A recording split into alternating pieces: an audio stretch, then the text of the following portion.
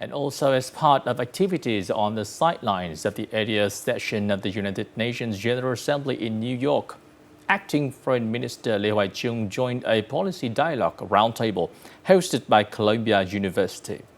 At the event, he shared insights from Columbia University professors on the current global landscape, emphasizing that all nations, including Vietnam, face major challenges in maintaining a peaceful and stable environment for development. Vietnam's strategic goal is to become a modern, industrialized developing country with upper middle income status by 2030 and to reach the level of a high-income developed nations by 2045. The acting minister reaffirmed Vietnam's commitment to building an independent and self-reliant economy while decisively implementing a wide range of strategic policies across science and technology, the private sector, education and healthcare.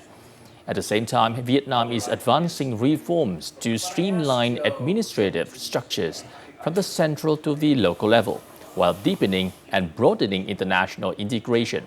He also underlined the importance of close collaboration among government, businesses, and the scientific community to foster a dynamic innovation ecosystem where each pillar supports the other, driving comprehensive national development. Now, our Tiến Anh will have more. Scholars and experts point out that Vietnam remains one of the few countries able to reaffirm its vital role in global value chains, especially in technology. But in a world of constant change and uncertainty, execution and timely decision-making remain the key for Vietnam to sharpen its competitiveness and adaptability. Tiến Anh reporting for Vietnam Today from New York.